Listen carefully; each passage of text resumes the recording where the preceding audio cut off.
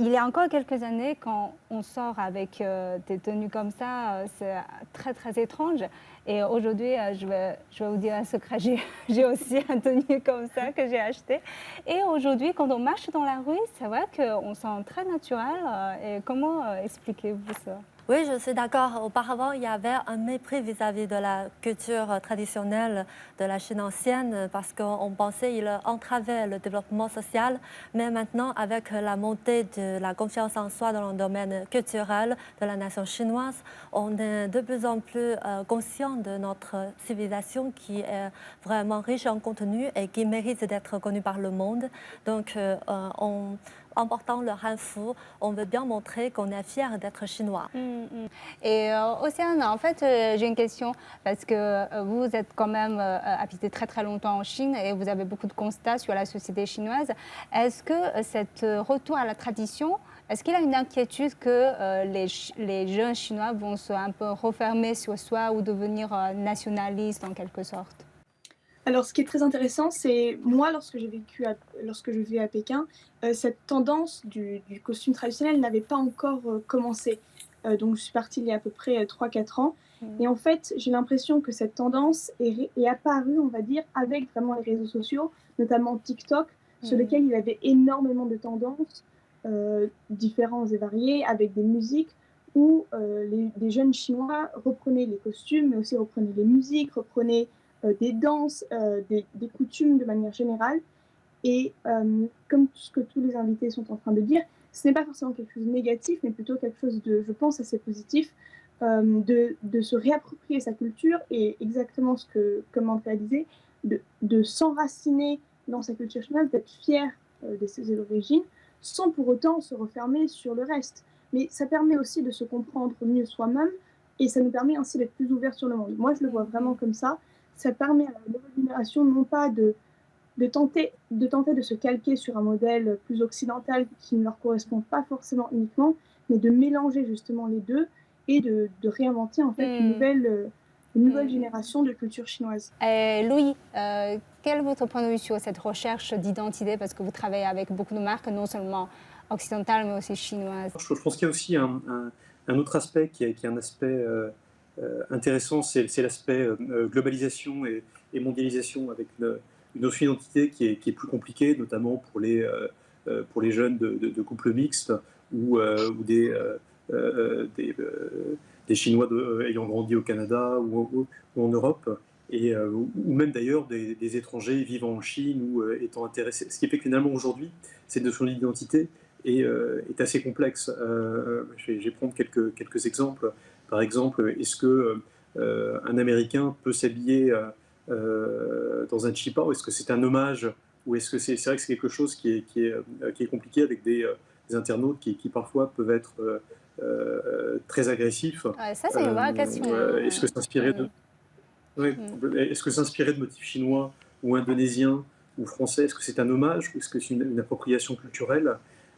Personnellement, je pense qu'il faut être très tolérant et essayer de comprendre que ce que l'autre a voulu faire avant de juger trop durement. Mais j'étais à Dubaï la semaine dernière, qui est une ville intéressante parce que Ouais. justement, tout cohabite de manière assez harmonieuse en fait. On va voir des Indiens en habits traditionnels, des gens du Middle East en habits traditionnels. Mais je pense qu'il faut vraiment avoir beaucoup de bienveillance et ne pas forcément voir d'appropriation culturelle. Et j'espère plutôt voir souvent des hommages. Mm, Voilà.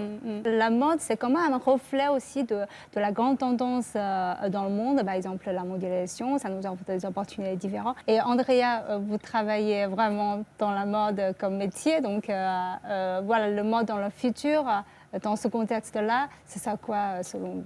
La mode, elle est déjà en train d'opérer un virage plus ou moins rapide, mais essentiel et obligatoire, parce que effectivement, c'est une industrie qui n'est pas soutenable de la façon dont elle fonctionne actuellement. Et les écoles de stylisme, par exemple, dans mon Mm. cas, c'est notre responsabilité de former les futurs designers à plus de sustainabilité, à faire du zéro waste, à utiliser des matériaux organiques, à limiter les déchets, à aussi avoir des méthodologies éthiques, parce qu'on parle de pollution, mais il y a aussi des humains qui sont pris dans cette industrie et qui n'ont pas toujours des conditions de travail et des conditions de vie respectables. Et le fait d'échanger comme ça au sujet de tradition, au sujet de, par exemple, quand on nous parle de respecter la beauté du tissu dans le hanfu ou dans d'autres vêtements traditionnels, c'est aussi comme ça qu'on redonne le goût aux futurs designers d'un produit de qualité, d'un produit qui a un sens, d'un produit qui a un symbole et qui a une valeur.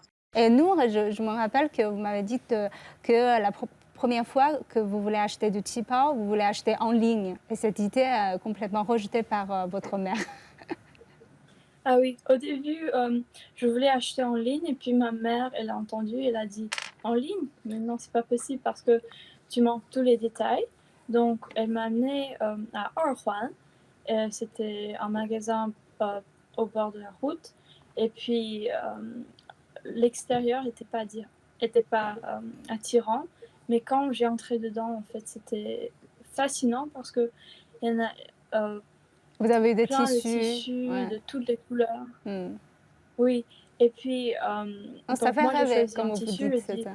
Oui, ça fait rêver. Et puis j'ai dit que j'aime beaucoup ces tissus-là, mais en fait ma mère l'a dit, c'est intéressant, mais tu dois imaginer ça sur ton corps. Donc ce motif-là va être sur tout ton corps. Et puis j'ai imaginé, en fait, c'était pas joli. Donc après 4 heures, on a fini de choisir le motif, les ficelles, la couleur, la coupe. Et puis j'ai appris que la proportion est très importante. À Christelle. Oui, même si on sort du domaine de la mode, on va constater que de plus en plus, il y a cette modernisation-là qui s'installe et on a souvent l'envie de raconter l'histoire. Je prends l'exemple ici à Beijing, les gens aiment habiter dans les hutongs, mais de plus en plus, les hutongs, les appartements qui présentent, c'est super modernisé. On va avoir un duplex. Avant, dans les hutongs, il n'y avait pas. Donc, on garde l'architecture, mais à l'intérieur, on va moderniser quand même. On va mettre un lit au-dessus, on va mettre des escaliers, l'eau chaude et tout. On a toujours cette histoire, voilà. 5 étoiles à l'intérieur. Voilà, mais on racontera que voilà, j'ai habité dans les hutongs qui étaient des vieilles bâtisses. Il y a une histoire derrière ça. Tout comme le thé maintenant qui se modernise, on va avoir du café fait à base de graines de goji. Donc, de plus en plus, on intègre cette modernisation dans nos habitudes et je trouve que c'est tout à fait génial.